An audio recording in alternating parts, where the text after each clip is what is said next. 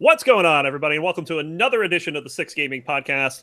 Filling in for your host, as always, it's Ron Klee. Sorry about last week, but no one wanted to show up. I had work. Indeed. So, but yeah, we're here this week. It's fine. Everything's fine. Nothing's wrong. Nothing's on fire. Is anything on fire, guys? My soul. I see bright light, but I think that's just the light reflecting off of one of our awesome and illustrious co-hosts' forehead. Maybe. Or actually, his whole head. It seems like it's a 6 head at this point. Yes. Squagga, welcome back. Thank you for having me. I do appreciate it very much. Glad to have you. Sitting in the dark suddenly. It's too bright for my future. This is Veg. Clearly, the black hole is just absorbing all the light over there. That's the problem. You can't escape me, Ron Klee. What are you doing? No, I can't. I know it. I know I can't. It's a sad truth. And then finally, with the green screen, This is hurting my eyes. There's two people with green screens. His is actually green. Mine is kind of... I don't know what you're talking about. Greenish. Grayish shit colored. I don't know what you're talking about. Damn. You can't see me because it's green. It's invisible. Uh-huh. Okay there, John Cena. Oh, Jesus Christ. All right. Dan, how's it going? I'm doing all right. I'm trying to get some McKay Peoples over here. Oh, wow. Pretty cool. But, yeah. And since it's been 2 weeks, we have an amazing show for you guys. So much to talk about. And we're going to top it off with thoughts? Thoughts? Why? Thoughts? Wait, what the hell is this? Okay, so Twitch streamer Alinity is attempting to get, or maybe has gotten, a copyright strike against PewDiePie for calling her a Twitch thought. Oh God, that fucking. Oh, like I thought you meant THOUGHTS. Like I had thoughts. No. This is I guess it's a new in-word with the youngins. Thoughts. I actually don't know what it means, but I have an idea of what it could imply. Hey, chat. What does thought mean? Oh boy, we're asking Twitch chat something that we probably shouldn't be asking Twitch Like chat. it might mean just like Twitch hots. Twitch like, hots. I think so. I think that's what I figured it Ruru2 was. says it means hoe, so that hoe over there. So we're just talking about gardening. That's fine, right? It's just a derogatory term. Yeah. There's no. It's not. Kind of like slang. It's like trap, ratchet, hoe. And apparently, I think we talked about this a couple weeks ago. There's this big subculture on Twitch for these streamers that basically use their body to sell subscriptions. Or likes or whatever. I'm just putting that out there. That's how I see it. No, I mean, we kind of do, except I use my fingers to play games, so I use my body. This I don't know. Okay, but the last time no one wants to see your man teeth. No, that fails. Yeah, it's bad. Check out my sexy fingers. Do you like? No, I mean, we're talking about like things where they're like picking something up off of something behind them, and they explicitly bend over for the camera. Whoops. And stuff like that, and apparently this is popular with people that I don't want to associate with. So, and PewDiePie is calling her out, but she's trying to fire back at him, saying this is totally legal by Twitch's terms of service, which apparently it's legal is a gray area here. Yeah. I wonder, like, okay, I won't lie. If I'm gonna like just lance through different Twitch streams for a game that I want to watch, and I'm just scrolling, I'm probably more likely to watch a stream, not necessarily an attractive woman, but somebody who doesn't look like they're in their, you know, the perennial in their parents' basement, right? Yeah. Not a guy who's like sitting there in the dark, like basically Veg in the dark with his neck beard. Like, oh, sorry, Veg, but you don't stream, Veg. so you don't have to feel bad about it. No, I don't stream that often, but right. Yeah. So like, I'd rather watch an attractive person, man or woman, like just a person who looks like they're they cared about what they looked like before they went on camera. I guess a good way to put it is professional. Yeah. Yes, Professional looking. but there's certainly also something to be said if you and Ron's like, this isn't on Twitch like 2 weeks ago, whatever. This isn't on Twitch. I don't know about this stuff because I don't go looking for And it. I found him a channel where a guy was like squeezing mustard on himself. Ketchup, yes, it was fucking condiments. That was amazing. No, that is amazing. I will give you that. That I would pay to watch that. I subbed him, by the way. What? Or I started following him. What did he say at first? Subbed him. Subbed him. No, well, I forgot that sub on YouTube is different from following on Twitch, Yeah, so Yeah. different meaning. So I followed him, I didn't sub him. I want to point out that official silence that they're commonly referred to as titty streamers. Titty streamers are something different. These are women that actually play the games. These thoughts, as they're called, are streaming under the IRL section, not actually playing games. That's really where this whole controversy lies. Is that Twitch is a service commonly known for people playing games. They have an IRL section because some gamers want to go IRL, but now you got these people coming on that aren't necessarily gamers doing this stuff. Is this something that should be on Twitch? Ultimately, that's for Twitch to decide. If people are going to pay and watch this kind of thing, as long as it's not completely explicit or anything, they might be okay with that. Me personally, they can get the fuck out. If you ask me, but it's not for me to decide. It's for Twitch. Well, I mean, there's a time and a place to see tits, and Twitch is not one of them. Like, well, or is it? Like I right mean, now- they have a section dedicated for people in IRL. So here's right, the thing. but at the same, That's where the controversy is. And well, IRL is not meant for that, but and some of it's not even just in IRL. Some of it's in regular gaming. I will say adults are adults, and there's a mature content thing you can click to say, I agree to see mature content. And so, except for fairness is kind of a shitty way to put it, but except for the idea that like, okay, well, if girls were able to stream topless, then they would get all the views, right? Like that would mess up the platform in some ways. But I don't think there should necessarily be a rule against it. Yep. I mean, if they want to have a section that's like mature content and anyone can stream naked or whatever, and you have to explicitly opt in, then they should be able to do it. Like, I don't know. It's like you should be able to view violence. You should. I mean, it doesn't make sense that. I think as long as you're not gaming Twitch, they're not under Counter-Strike pretending to have the game as 20% of the entire stream layout, and then their camera as 75% of the entire thing. That I think that's fine, because every once in a while, late at night, like I'll be sitting with my wife and we'll like finish watching Netflix and we'll go browse Twitch really quick. And then when there's nobody on my follow list playing a game I want to play, we kind of play like a risky game of, okay, what's in the IRL section? We tune into somebody and we laugh at how odd it is, because late at night we have other time zones tuning in, and you can always tell from the thumbnail at the very least, because I have an NVIDIA Shield in the living room. You can always tell if it's one of those kinds of streamers, and I don't really see them outside of IRL. So I'm glad that IRL gave them a home.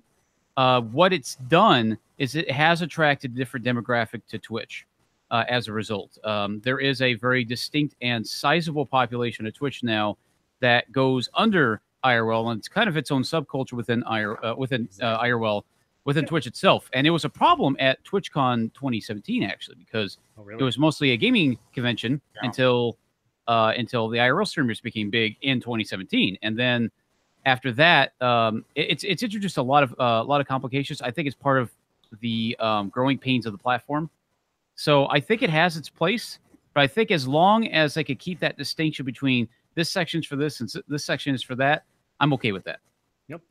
Right, but right now I'm actually looking at Twitch, and there's a girl with a very low top shirt going ASMR live, which, it's ASMR, whatever. It's fucking weird to begin with. I can't stand it. Yeah. like I can't do it. Like that's like someone licking your ear hole. Just don't do it. Oh Jesus! Oh, it's so bad. No, it's yeah. You know what that is. But don't like it when I whisper in your Hans, ear. shut the fuck up.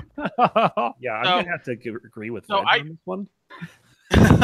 so I browsed through the in real life one, and I counted 13 titty streamers, and to announce to them, or to them, at least for a majority of them, the screen was actually small enough, like they weren't taking up 90% of the screen or 80%, whatever the fuck it is, but at the same time, it's not what Twitch is there for. Like, I know the in real life thing is that, but at the same time, it's nudity. It is like they're one nip slip away from showing tits, or that's like if I was there. Cracked down on before, so I mean that's Twitch they updated their community guidelines to fix that though quite a bit. So a lot of I guess just to add one thing, and there's a YouTube channel called Streamers Reloaded, and they cover every week Twitch drama, and I've kind of it's kind of my guilty pleasure every Sunday and Monday. And they kind of go over, okay, these people got banned for this reason, these people got banned for that reason. And after Twitch updated the community guidelines last month, a lot of people got banned. It was crazy how bad it got, because anything remotely sexual is just gone. So all the ASMR streamers got outright banned, the ones that were, being sexualized. And a lot of those, as I would say, thoughts had to tone down their content as a result. So I think as long as there's good enforcement of the rules, I think we should be okay. But yeah, I'm not sure. But that was the problem for a while. Was that it was so gray. Like that one, was it Princess Sparkles or whatever the hell her name was? Like she was openly admitting, like, yeah, I basically stripped for money on Twitch, and they're like, yeah, it's kind of a gray area, but you're not showing you're not showing the nips or your vagine. So there you go. Yeah, I think we're gonna move on here before Veg. We absolutely need to move on. We're gonna whip through Blizzard news real fast. There's a couple points to talk about, including Call of Duty Black Ops 4 is going to be exclusively in the Blizzard launcher. Man, I should have saved all of my Blizzard money so I could have bought Black Ops 4 instead of Destiny 2. So awkward. Do you know how awkward it is to actually be saying that and mean it? I mean, I shouldn't have done either. I should have just bought loot boxes. God, I would have had more. boxes are better. I would have had more fun. It's going to be coming out. I believe is this the one they're coming out with a battle royale mode? Yep, this is the one that's going to be just a fucking shit show. But they're like, oh, it's going to be different than other battle royales. Gonna get this alongside Skyrim VR Battle Royale, Android, iPhone edition, Game Boy Advance. I don't know, whatever version they have now. Virtual Boy. 420 no scope mode. Yeah, there we go. Skyrim Virtual Boy. That perfect. So yeah, I played the shit out of that. and Rurutu's got the kind of attitude I do towards that section of the Battle.net launcher. We'll see how this one goes. Call of Duty actually is a semi-popular franchise. Okay, that's how you know Activision is taking over quite a bit, because obviously they're joined at the hip, and that's how you know it's slowly creeping into Blizzard. So. Not too happy about it. But the thing is that they separate, but at least you know that they separate their content from each other in a way that there's a little bar. It's basically Activision Blizzard is separating themselves from Steam at this point. They're getting all their big titles off of Steam and onto their own launcher. Yeah, which happens to have started for Blizzard Entertainment Games. I mean, Origin did the same thing. Yep. But at the same time, that's actually good for the online community, though, because I don't know if you've. With Half-Life 2. Yep. That was the first Steam game. So, yeah, true. Anyway. Right, but at the same time, for Activision, that's actually a good move on their part, because there was actually, for a while, when you played, I think it was Black Ops 2, there was 3 different online communities, which was the one for Microsoft, then the one for Steam, and then I forget what the third one was, but they couldn't play with each other. It made no fucking sense. So you already had a small group to begin with that only had like 8,000 for Microsoft, 10,000 or 15,000 on Steam, and then the last was like 4,000 because no one ever fucking played it. And then they were all fragmented to begin with, and then all of a sudden, they're even more fragmented because they couldn't play with each other, which made no damn sense because it's the same goddamn game. Yeah. Yep. So, anyway, if they do it this way, it's fine. But the problem is, it's the game. Like, there's no campaign. it's strictly multiplayer, and they're selling it for $60. They're out of That's their the goddamn craziest part. mind.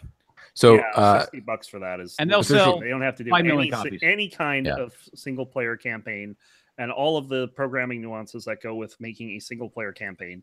And they're saying $60 for this. Go. Have fun. So official statement said that Steam users are upset, Battle.net users are upset, everyone's unhappy. Activision isn't taking over anything. They're just continuously pissing people off. And eventually people are going to say, fuck it, and stop. And Swagga pointed out, and they'll just go back to Steam, which is what's going to happen. That's what happened to I will Origin. say, sorry, go on. That's what happened to Origin. That's all I wanted to add. Yeah. Yeah, I mean, I use it for Mass Effect, and that's it. And if they have the on the house thing every once in a while, and I pick up a free game and then don't play it because I don't ever open it. I will say Destiny 2. I did buy the Humble Bundle this month with Destiny 2 as the headliner. That is because somebody on Steam was offering a trade of the Jackbox Party Pack 4, which is currently $15 for Destiny 2, which I got from Humble Bundle for $12. So I saved $2. The only reason I bought Destiny 2 that was my positive story about Destiny 2 is I traded to somebody to save $2 to buy a different game. That's the best thing about Destiny 2. Well done, Ben. Oh, wait, that's amazing.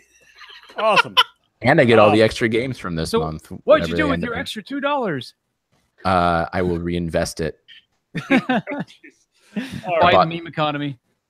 I bought some meme coins. All right. Okay, let's go.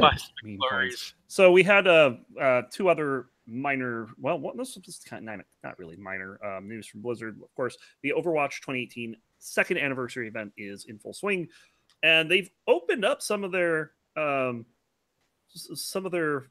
seasonal things that they do, like Lucio Ball, Junkenstein. All those things are in rotation every day for something new to play on a day-by-day basis, which is kind of fun. Grab your legendary loot box. Between now and June 11th. Go ahead and get that. And the last thing about Overwatch is they're coming to Nerf. Sweet. Yeah, they're going to have foam ball guns and all kinds of other things. I'm not going to lie. If they make the Reaper shotgun, I'm buying 2 of them. Veg will have the Reaper shot. If you get them, you're going to need a pose for us. Which character has the bow? In your cloak. I don't think he needs his cloak. He just needs. Yes, I do. You should wear hole. like a cloak. I'm not saying that you can't wear it. I'm just saying you don't need it for the pose. No, it has to be there. All right, fair enough. Pen persuaded me. But yeah. Okay. Nerf bat coming to Overwatch, or the other way around. Overwatch coming to the Nerf bat. So moving on. The Xbox recently released something kind of cool. This is called the Xbox Adaptive Controller, and is specifically aimed at people with disabilities who can't use a normal controller. And what this thing can do is freaking phenomenal. It's amazing. It really is. So it's kind of like a little box, and it looks like it's got 2 touch screens or little touch wheels. I think they're oversized pads. They're oversized pads. But I think they might be like on a Steam controller. I think they're buttons, but I think they also have some touch and directional. I think they do. Yes, I think they do. So they're like that. So you can do different stuff, and they have like 15 different plugs in the back or something like that. And you can like plug in foot switches. You can plug in other switches. I mean, there's just like literally no limit as to what you can do with this thing. So like if like your one arm doesn't work and one of your legs doesn't work, you can have a switch like on your shoulder, and like that can be the A button, and then you can have different ones on your fingers, and then use your foot for stuff. It's really cool, and it's going to let people who can't currently play. Yeah, it's ingenious. That's pretty awesome, though. If I remember right, I read into that, and the man behind that controller has a disabled son, and he wanted to create something so that his son can play games as well. So I think it's awesome that it was created with love, and it really shows, because it really does work. Yeah, cool. There's a brief scare on Steam not too long ago where Valve was threatening to pull everyone's favorite game. No, not Shower Through Dad Simulator 2015. Honey Pop. No, I thought it was Honey. Honey Pop. Honey Pop. It's not spelled honey. Jeez. That's how it's pronounced, though. And there you go. Veg knows honey pop well. No, it's just Apparently. it's just called pronouncing the word fucking right. Honey pop. It's honey Excuse me. pop. Jesus Christ. Well, he also believe- says melee, Melee. There's nothing wrong whatever. with He melee. says it wrong, and he says Hearthstone. Hearthstone. I just Do you said also that say offhand. Frodrick? No, it's Wait. Frederick Frankenstein. Why isn't it It's like- Frodrick Frankenstein? But apparently, Steam was had threatened to pull it down. But I guess a while later, there was some confusion saying they never meant to pull this game. There was something about I read some theories, and one of them was that like basically PayPal, like you can't buy pornography with PayPal or something like there's some stuff in the PayPal terms of service that say that you shouldn't. Thank you. I'm glad some of you guys got that. They don't want you basically buying adult content with PayPal and under certain circumstances. And so like there was like, well, if Steam's going to accept PayPal, then and really that's as easy as saying, if you're an adult content game, people can't use PayPal to buy your game, and Steam would disable it for those games. Like that's as easy as it is. But I don't know. New business But idea. Porn Pal. It's PayPal, but for pornographic stuff, we got your back. Yeah. I'm gonna make Yo, $1 million. for real, someone made that? They would be fucking rich. I'm not joking with that. I'm pretty sure there's some legit people who would do It that. really would. Crazy. And speaking of the Tatas, Overwatch has raised nearly $10 million for breast cancer research with their Mercy skin. Which is That's awesome. That's awesome. That is fantastic. The thing is, I don't like the skin. I like it except for the pigtails. It's just not. It just doesn't scream. So, and incidentally, almost all the proceeds are going to the Breast Cancer Research Foundation, which is better than the Susan G. Komen Foundation. You can. I was about look to it up actually later. ask about that too. Yeah, because I know the Susan B. Komen Foundation is just bad. It Yeah. spends most of its money on administrative and marketing costs rather than actually doing something. So I'm glad it's going to that. I'm glad it is. Everybody's favorite game to just trounce on, No Man's Sky. They're going to be coming out on Xbox soon. They said with that release, I believe it's in July, end of July, I think they said. With that release, it's July 24th. All platforms will be getting multiplayer. Full Oh man, multiplayer. oh, I thought it's already multiplayer. that game makes you want to Oh, yawn just multiplayer. thinking about it. Like actual multiplayer. Like not this, oh, you see like this sphere or whatever the hell it is that you see now. No, it's more like a No Man's Lie. There you go. Yeah, No Man's Lie indeed. That actual game, you mean? I wasn't too happy with that game when it came out because it just, I don't know, it seemed so you and bland everybody boring. else. Yeah, it's just honestly, just when you started talking about that run, I started like I was trying to fight back a yawn just thinking about No Man's Sky because No it's Man's just Gone. that's it. No Man's So now. is No Man's Sky your LCS to Penth? Possibly, yeah. I mean, Is I'm lucky that I actually watched Should I on. ask you what you're drinking? fruit juice. Yes. Bullet bourbon. I think Pence got you beat, sir. Yeah, I actually have water in here. It's clean spring water Yes. that I bought at a store for $1.50. So yeah. Spring water, indeed. She's drinking orphan tears. These are all the tiers of everybody who pre-ordered No Man's Sky, and That it's is- actually Got mine in there. He filled it from the swimming pool in his backyard. He's got shows in there too. Oh man, yeah. But yeah, apparently they're still improving the game 2 years on. We'll see if this is any good. I don't know if anyone is. I don't know if this is going to be like My Destiny 2, where okay, they're updating the game. I don't give an F. Yeah, I haven't even played the second DLC for Destiny because I don't care. Yeah, don't. It's literally it's 4 quests and 5 levels of bullshit. Because Oh, guess shit. what? There you go. You have to get more light level now for absolutely no fucking reason for dungeons you were already doing Fuck that, no. before that. And I'm not even going to download it because skipping ahead in the news for just a little bit, it's Steam Spring Sale, and Spring sale.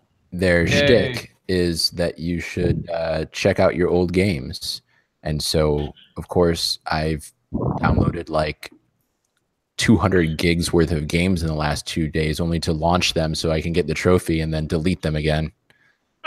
You don't have all your games downloaded? Not I all don't. of them. I'm missing the shower with your dad one. I have not actually downloaded that. I think that's for Don't you tell know, attention grabber this. I think that's for the common good that you don't. So Yes. I think it's good. So I actually found out what my first Steam game was. Mine was It's Orange Magicka. Box. Oh, Mine was Magic. Oh, that's such a mine good was- game. You know, I thought my first Steam game was Geometry Wars Retro Evolved, but it actually turned out to be Audio Surf. Really? I think Yeah, I think don't know Audio how Surf that was the happened. first one I bought, but That I might bought be, I bought the physical Orange box. It was kind of funny because Dan was trying to stop me because he saw me playing Audio Surf, so he quickly did a review so that I'd get the one to there's like something where you have to play a game that a friend reviewed. I already got that with the previous game I had played that day. So sorry, Dan. It's all right. I appreciate the effort though. But yeah. Let's see what else we got. We have Halo. Halo is coming to arcades in the form of a good old shooter, like That light gun seems shooter. like a rail shooter or Yeah, what? rail shooter, absolutely. It's going to be called Halo Fire Team Raven. It's going to be coming exclusively to Dave & Buster's this summer. It takes place during the events of the original game. It's being developed by Play Mechanics. So something to check out if you're interested in the Halo series. That should and be then- interesting. And then let's see. Show put something on here about Green Hell. I have no idea what this is. It's a video. So I think we're gonna skip that. This was pretty huge though. Epic Games announced that they're going to be providing prize money for Fortnite esports tournaments. Any guesses on how much this might be? I can guess.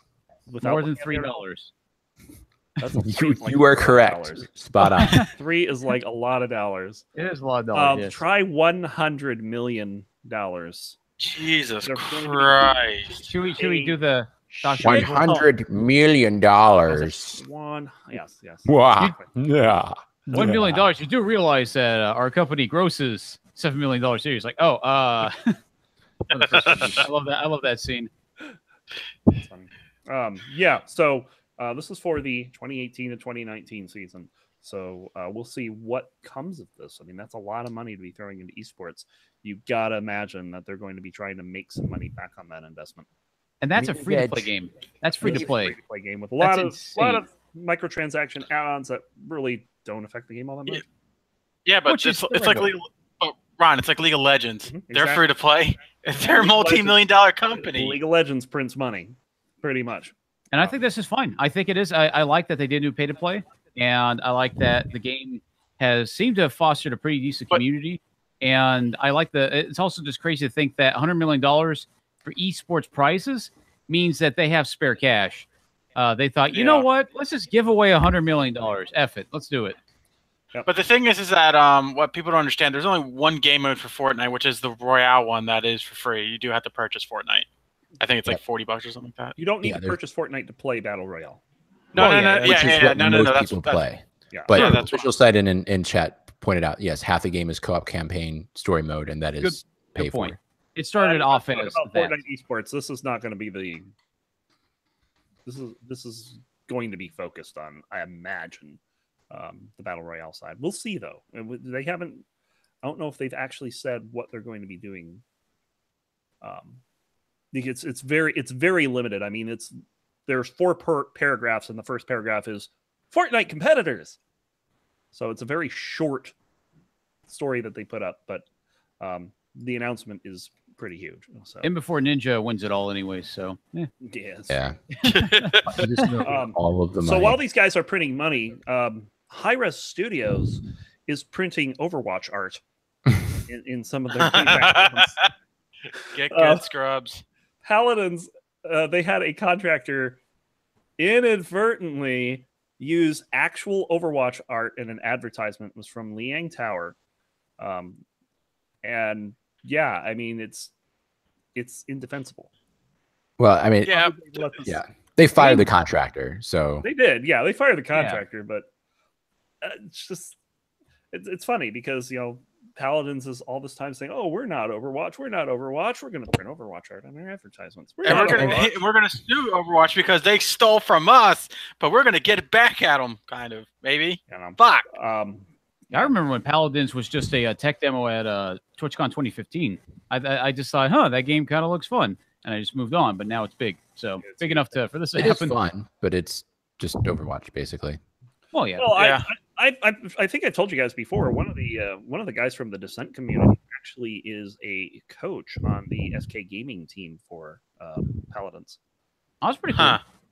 Yeah, so it was pretty cool to see that. It's so yeah. Pretty nuts. Talk about some older games now. RuneScape. You guys play RuneScape? Yeah, kind of. Never have. RuneScape. Well, you're not going to get a chance because they are shutting down after 17 years. No, so the RuneScape Classic is. Classic.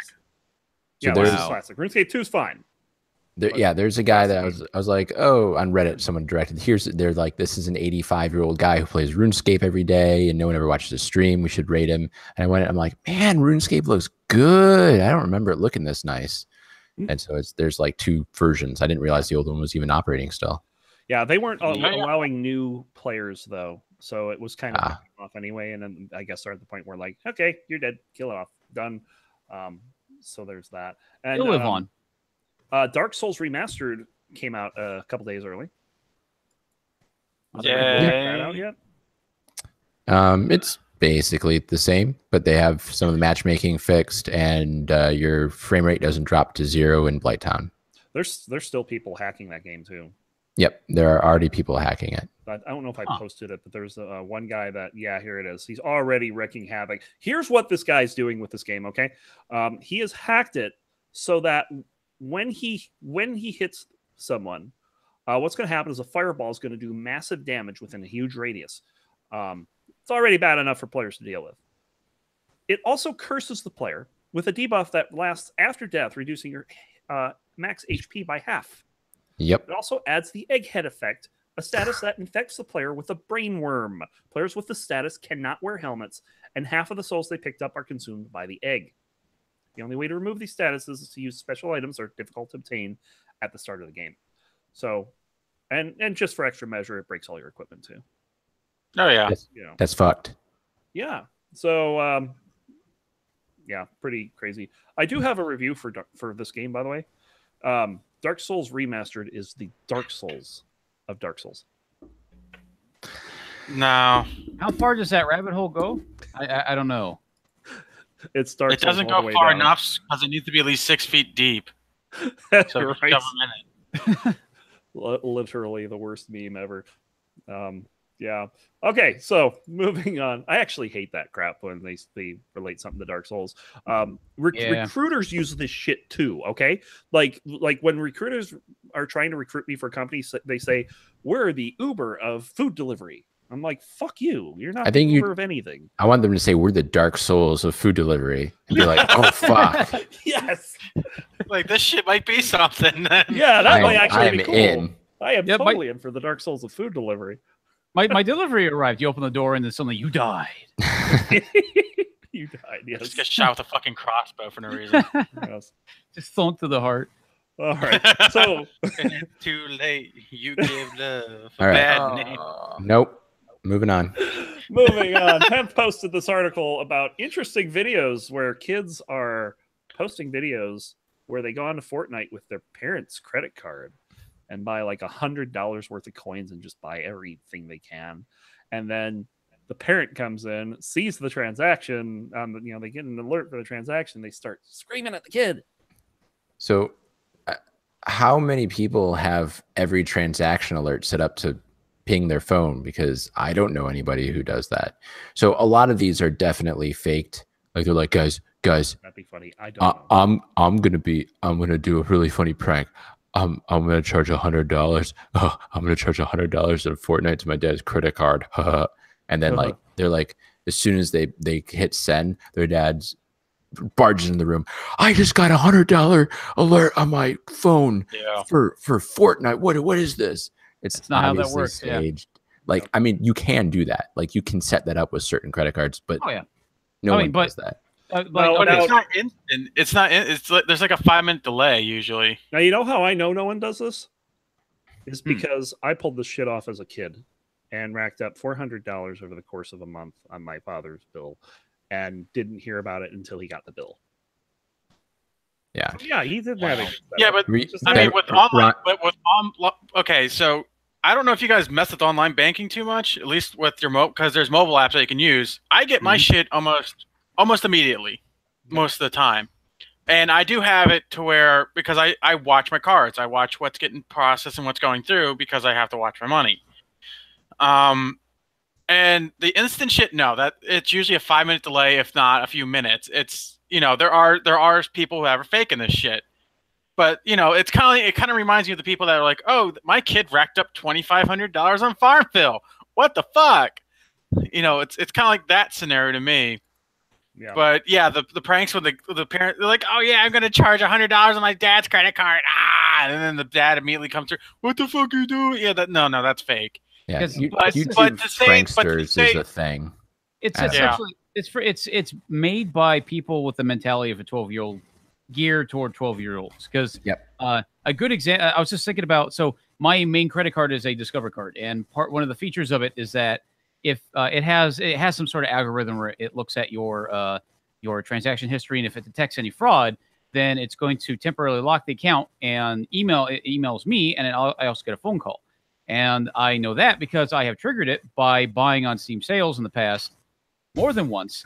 It turns out buying like $300 of Steam sales over the course of a week, they call you up and like, hey, you know, somebody might have taken your card. Hold on, $300 in Steam sales? Rip your wallet, man. What is this, amateur hour? That was amateur. Those are rookie numbers. Okay. But yeah, it's I know that because I know how to trigger it. But so unless the trigger warning, I don't know. It's just it seems so stupid. I've seen so many things on YouTube now. There's so many attention whores trying to rack up all these views geared toward 12-year-olds. They're trying to, you know, pretty much repeat one of the Logan brothers. You know, they're trying to just follow in their footsteps. And it's that's exactly what the article says too. Is that they want to become big streamers just like these guys. They see people like the Paul brothers and they want to be them. And this is what they do. So anyway. Yep. And it's sad. Silly. Moving on. You guys remember when we talked about the Steam Link app a couple weeks back? iOS said nope. Not on our devices. GTFO. Apparently it's running afoul of some of their business interests. Did not go into specifics. Have not made a comment on it beyond that. Valve appealed. They rejected the appeal. So sorry if you guys have a good old iPhone, but you're not going to be able to do the link.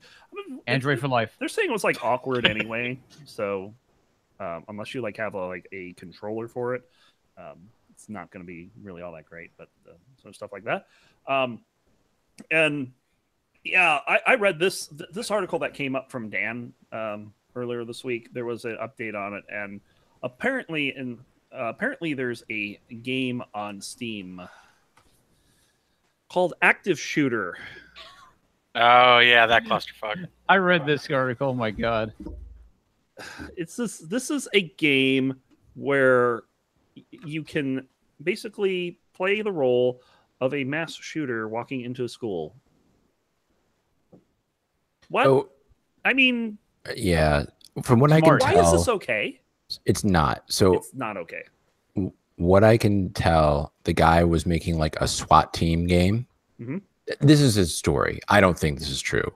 He's saying this, but the idea was that you could be on the SWAT team, and then I think he also added that you could be one of the civilians, like trying to survive while the SWAT team came in, which is kind of an interesting idea, right? Like in most games, you're armed, so you'd kind of be unarmed trying to escape.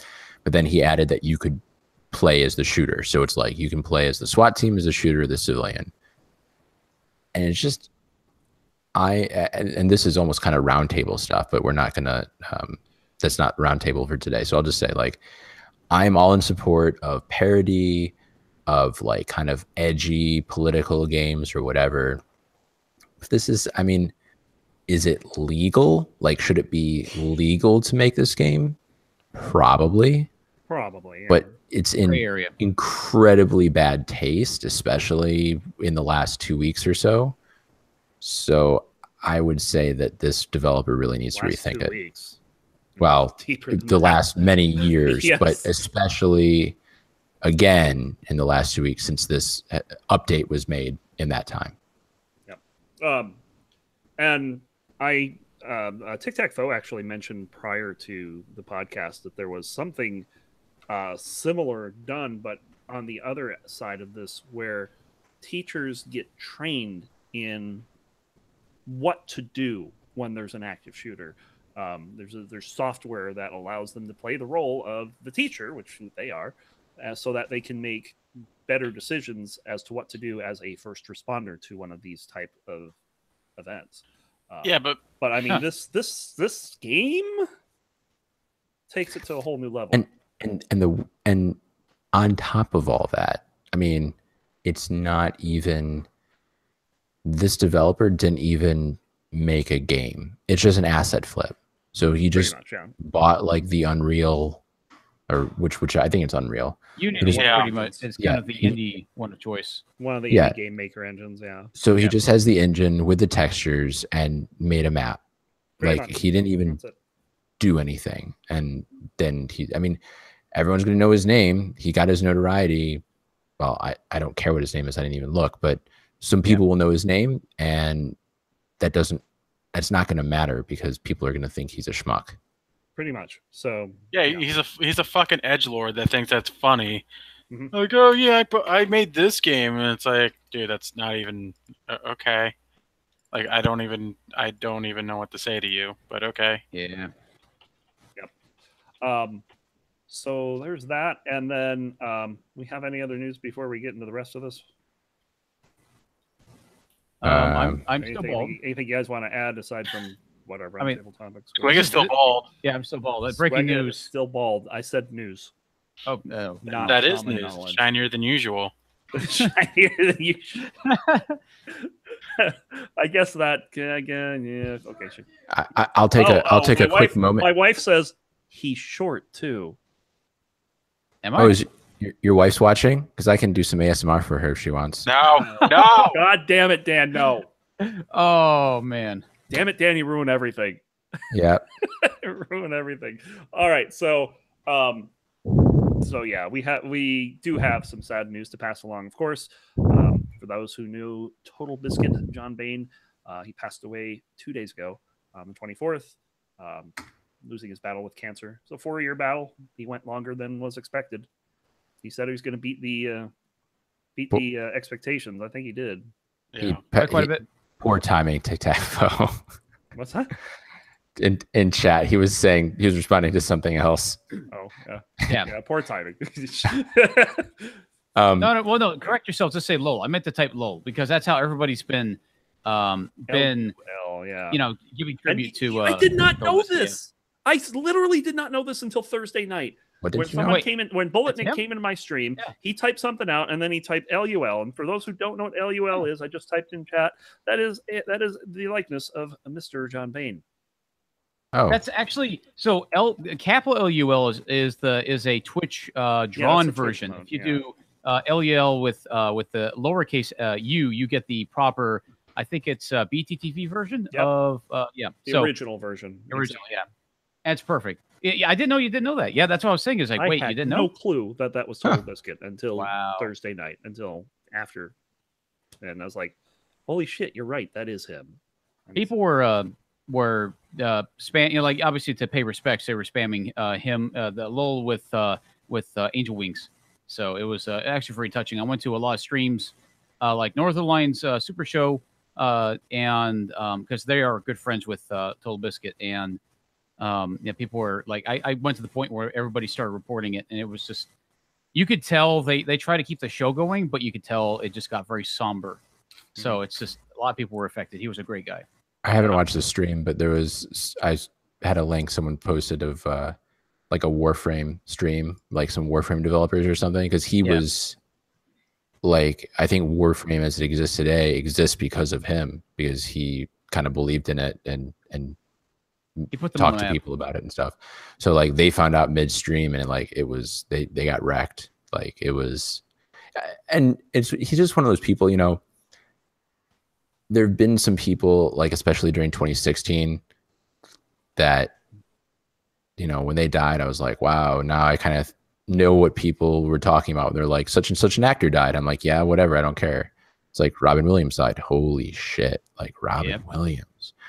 And like I didn't even watch a ton of Total Biscuit stuff, but he really felt like just like a huge part of the gaming community.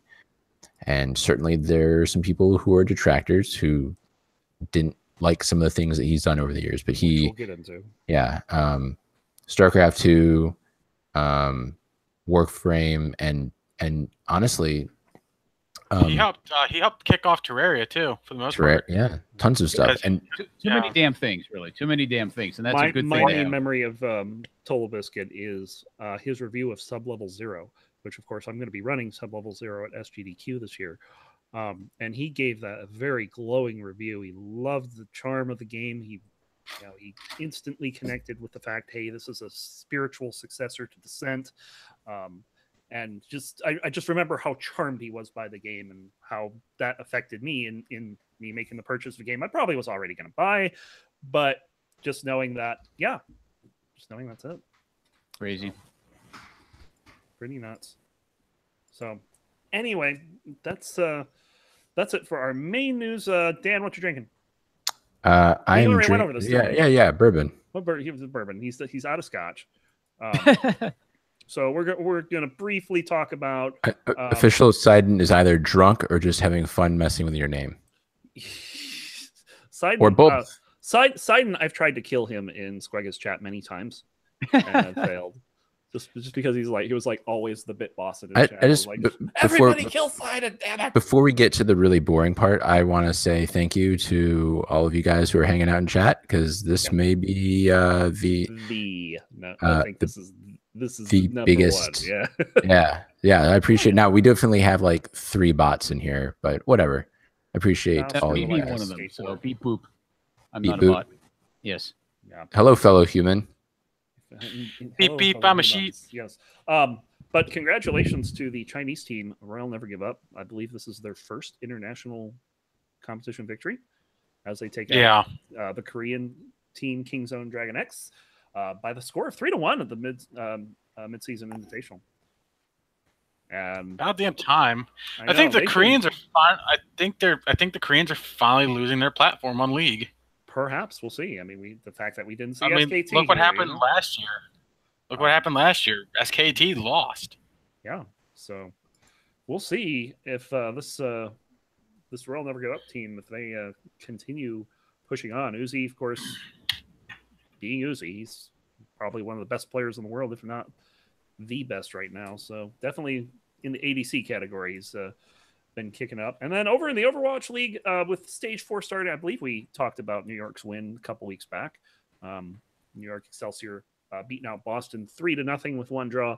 In fact, Boston hasn't won a map now since the semifinals of Stage 3. They are currently 0-4 so far in the stage. Talk about fall from grace. That's demoralizing. New York and both of the LA teams are currently 4-0, with Philadelphia being 3-1. Dallas also 3-1. So, and unfortunately, we are still waiting on the Shanghai Dragons to get their first wins. Currently sitting at 0-34. It's nuts. So, wow. Well, hopefully they'll get in there. But that does it for news. And that means it's time for the second half of the show.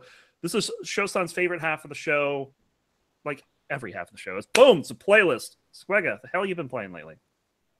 Things. Actually, so I'm glad you mentioned it. So yeah, I've been obviously Necrodancer because that's my main game for streaming. Been doing a lot of that. You were in an event today.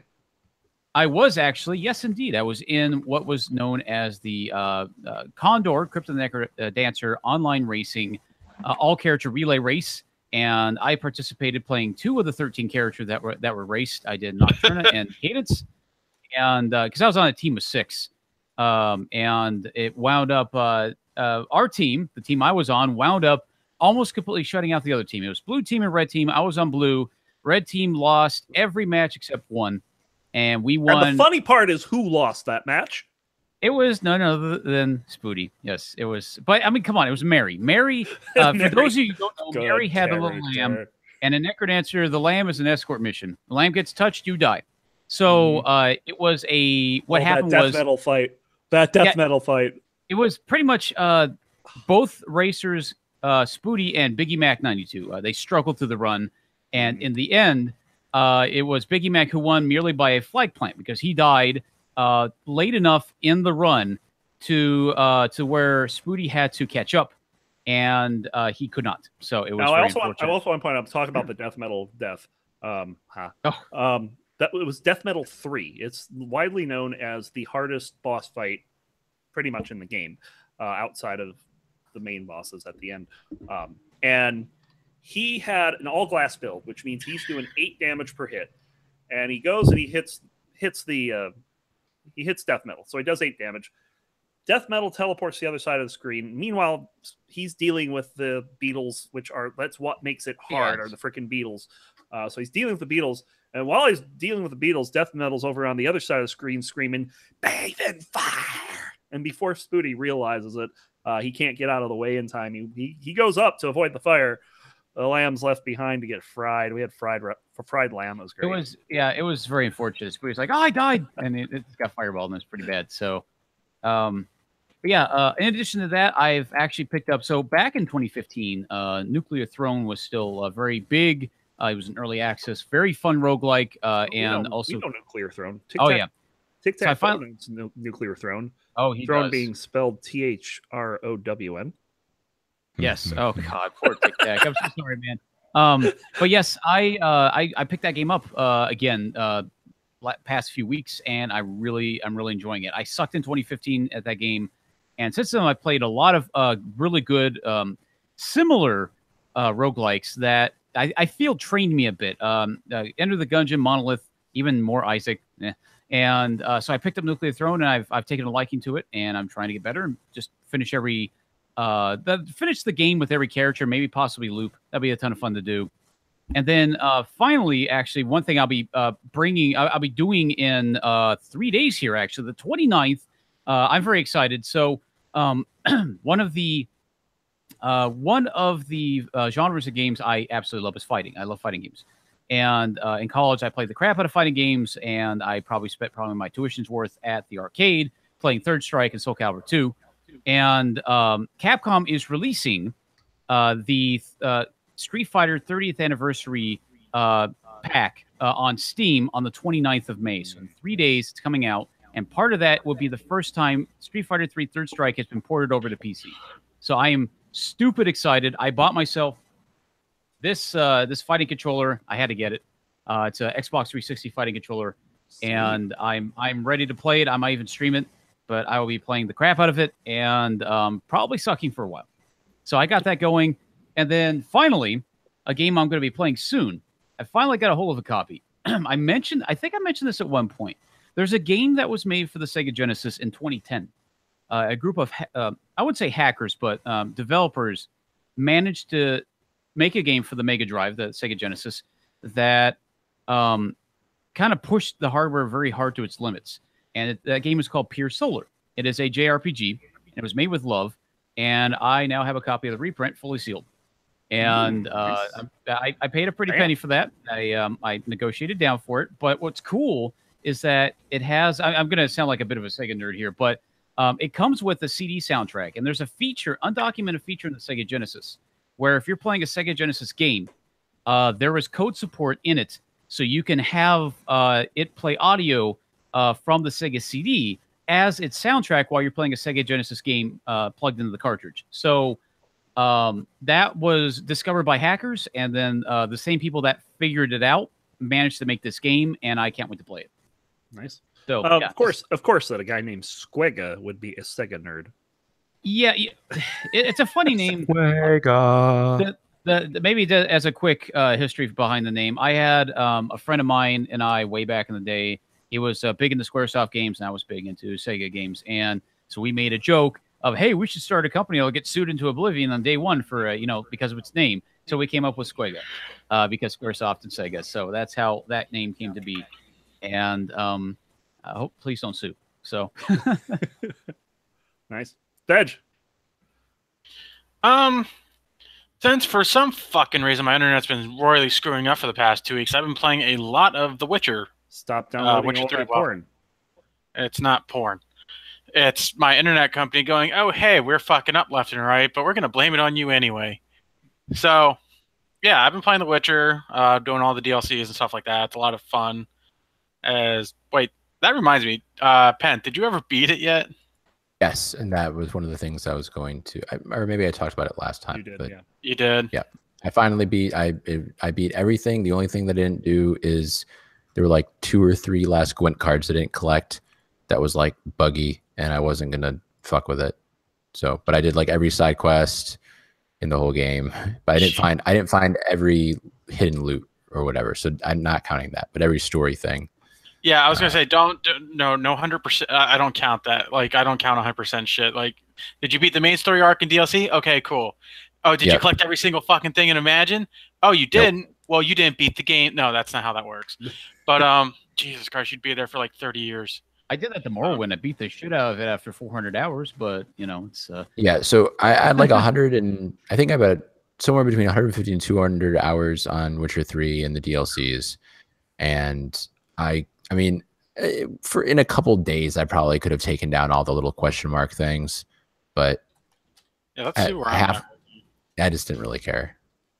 I am at 54 hours, which isn't too bad. But yeah, I've been playing a lot of that because my internet keeps going down. So I'm pretty sure after like 11:30, it's going to do that again because that's been very consistent lately. So I don't know what the fuck they're doing, but it's annoying the shit out of me. I've also been playing. War for the Overworld dropped their last and final DLC, which was pretty fun. It's actually a lot harder than I thought it was going to be because it kind of restricts you into playing a certain role. For example, like if you go with the animalistic guy, I forget what it's called, but you can only summon the beast in. Traps are expensive as shit to make because you're supposed to be focusing on massive hordes of beasts. And then there's different game modes for it. Like you have to destroy other people's stuff while they go after yours. And then it's like a 3-way. It's like a giant cylinder of just clusterfuck.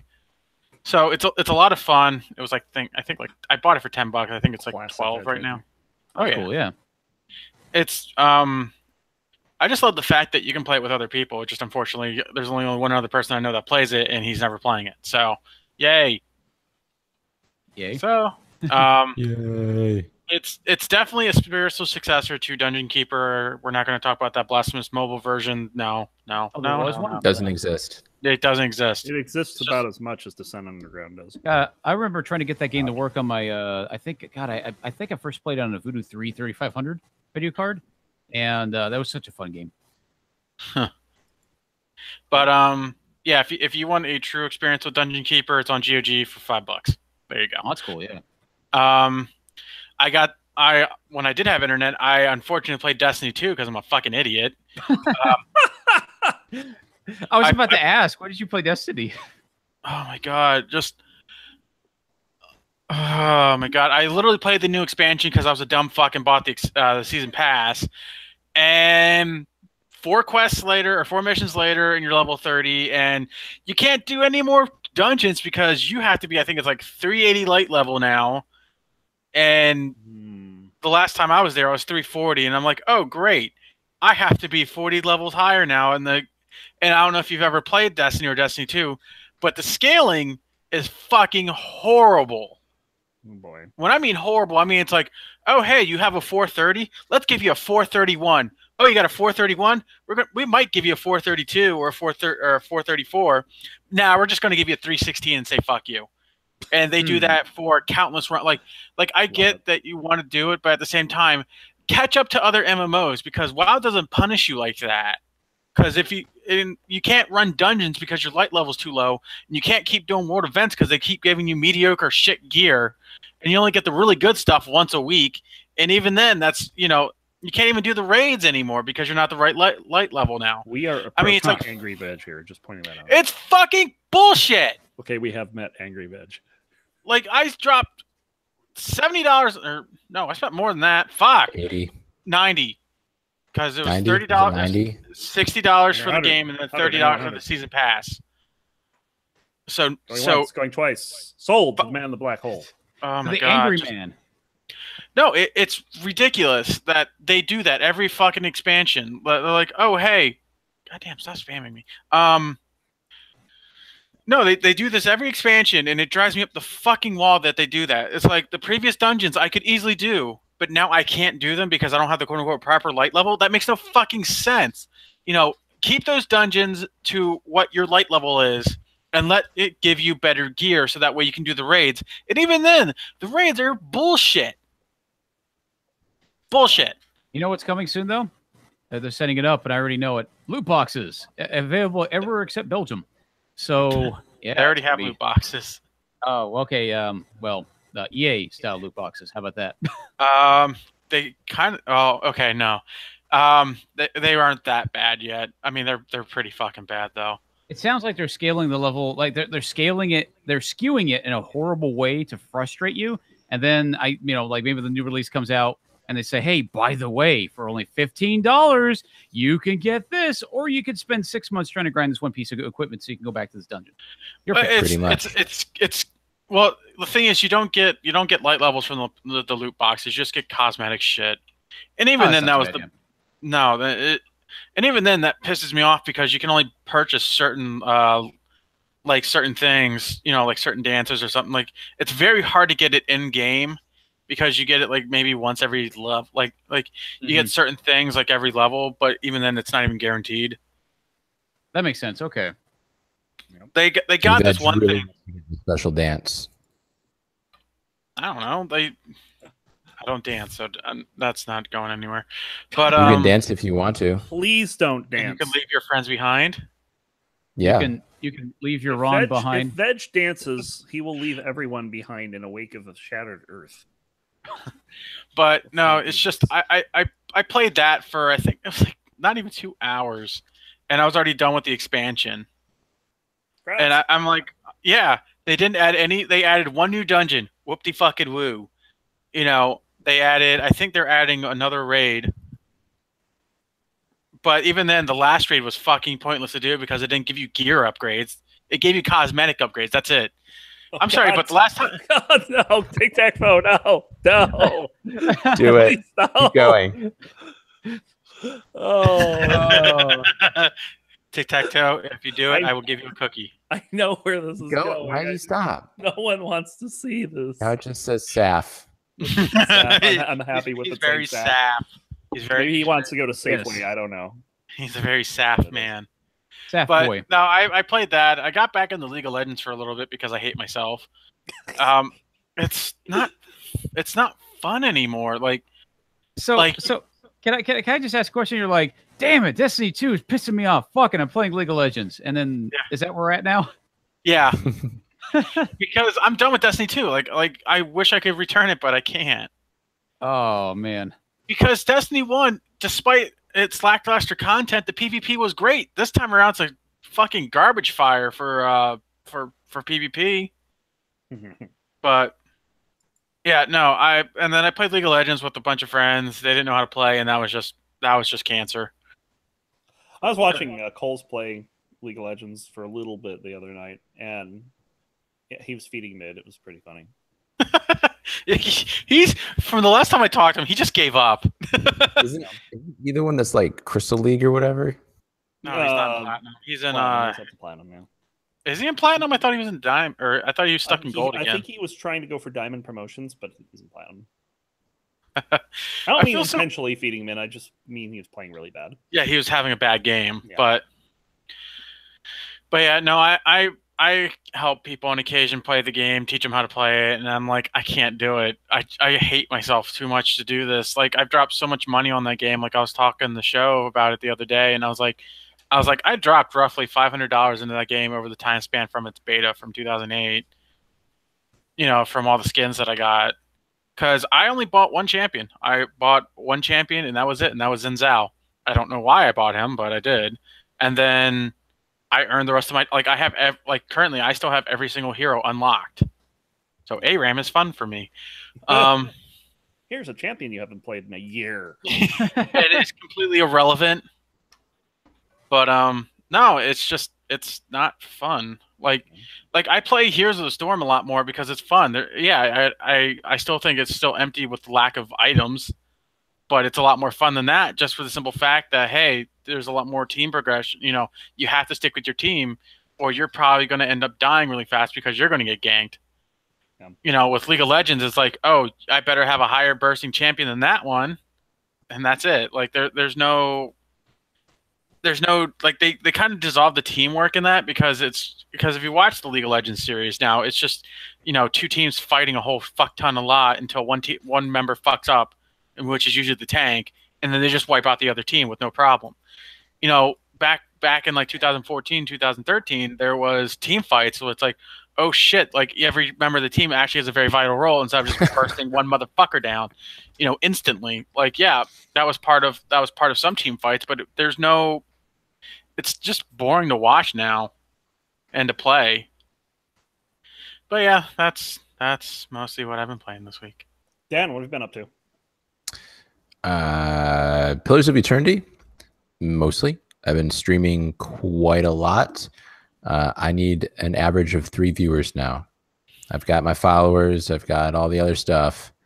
So nice. Stop my stream and keep your Firefox window open and go to work and just watch my stream and give me viewers.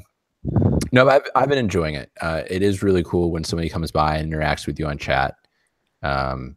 I know it's you guys who have all, like, you know, 10, 15 viewers all the time, plus, like, you know that, but oh shit, did I just lose you guys? Nope. No, we're here. Nope. Okay, no one was moving. So I've been playing mostly Pillars of Eternity. I picked up White March.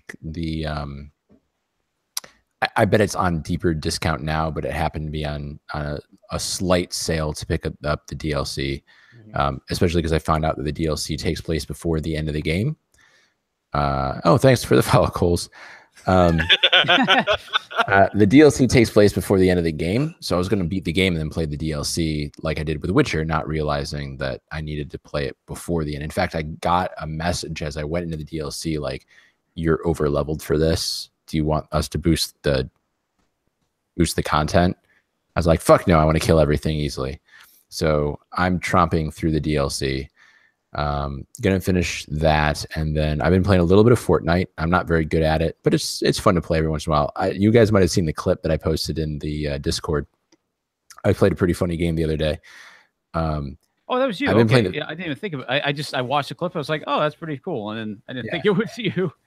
No, that was me. So I've been playing the 50v50 because it's enough that, like, you can play a battle royale game, but you've got a big team to help you out, right? Like, you're not going to die really quick, and you're not like it's just kind of more my speed. But somebody from the enemy team dropped down, like, kind of on our side, and so I was running through like a lake area, and the dude shot me and knocked me down. And he's trying to shoot me, but he can't get me. Like, I'm just crawling around, like, with my head sticking out just over the top of the water. And he's got shitty aim and he can't get me. And then this dude from my team, like, runs in, knocks the guy out. Both of us crawl up on shore. He kills the other guy and then revives me. Yay. I don't know. I just was laughing the whole time. No, yeah, I've seen some pretty funny clips from Fortnite. There's one thing I do like about the style of the game is that it really, I guess, when funny things happen, it kind of fits the theme, if that makes sense. Mm-hmm. It's really like cool. If that happened in PUBG, we've been like, oh, that was ridiculous. Let's do serious killing things now. True. Yeah. So I've been enjoying that a little bit. I'm not very good at it. And if it was Project Darwin, the director would be like, "Here, have an electronic." What's up? I was gonna say one of my favorite is either Fortnite or PUBG. There was a whichever has the mobile version right now. Like, whenever well, I know PUBG does too, but yeah, they both do. Oh. I don't remember. I think it was Fortnite, but it was fucking hilarious. The guy was playing on his mobile phone, and there's another guy playing on the PC, and the guy on the mobile phone's like literally like this, like you could run around just fine, and then he's like 5 minutes later he's turning that way, just trying to shoot him. It's just glorious to watch. Sweet. That's pretty cool. But those are, things like that. I watched it. That was pretty damn funny too. It's just like I want to play the game, and at the same time I don't, because kids.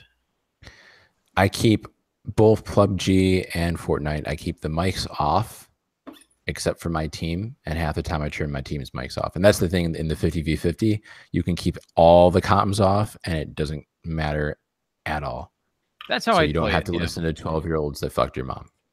I don't know. I don't Apparently think I could fucking take any offense to that. I just laugh so hard if I just hear this little kid Mhm. trash talking me, like, "Oh, you're And just so that's, adorable." That's the kind of shit that happens in lobbies of Project Darwin, and they get laughed at. It's great. I really the only thing is that one was like, I fucked your mom last night. It's like, Dad, get off of Fortnite. I thought it was pretty funny. Play a little bit of Dead Cells and Hollow Knight. Got frustrated and quit because Hollow Knight's the Dark Souls of platformers. Get fucked in. No, that's called Super Meat Boy. You shut your damn mouth. No. It's Oblitus. Oh, Never even heard of it. Super Yeah, Mario well- Brothers is the Dark Souls of platformers. it We're really all is fired. actually. When I tell We're all people, fired. they're like Dark Souls is really hard. I'm like, well, Mario is hard too, but you learn where everything is and how to play it, and then you get better at it. I'd be that old 90s guy, be like, "You should play games in the 90s, back in my day." But it's You never played Battletoads. oh yeah, never play Battletoads, never play Ninja Turtles 1. Go play those, and they come back to Dark Souls. You're like, "Oh, thank God, there's a tutorial." Oh no. Fuck that. Fuck We're that not shit done. under the water. Not just Battletoads, but Battletoads co-op. Oh, so bad. Anyway, so I think that is it. So right now I'm streaming Pillars of Eternity. When I finish the DLC and the main quest, I think I'm gonna circle around and I'm probably gonna play Doom, the 2016 version, That's really and cool. stream that for a while, and then just for a kind of change of pace, and then come back around and play Deadfire. So that'll be a good 200-hour RPG experience with me. Isn't it crazy now we have to actually talk about Doom in terms of the 2016 version, the 2003 version, the the original? Well, no, the 2003 version is just called Doom 3, but no, they kind of fucked themselves, and they're like, oh yeah, we're just gonna name the brand new Doom. I don't know. Apple does it. It's the iPad. It's the iPad too. It's the iPad. It's the new iPad. It's the iPad Plus. iPad. The iPad Mini. And iPad which mini. iPad is that? I don't know the one that's the newest one. I can't wait for the iPad Air. They're just gonna whatever. We're just gonna recycle a bunch of terms we used in the past. Here, iPad Air. They're about as good at naming shit as Nintendo. No. There is an iPad Air. Oh Yeah. There already is There's an iPad Air. Yeah, there's already an iPad Air 2 as well, because I Yes. have one.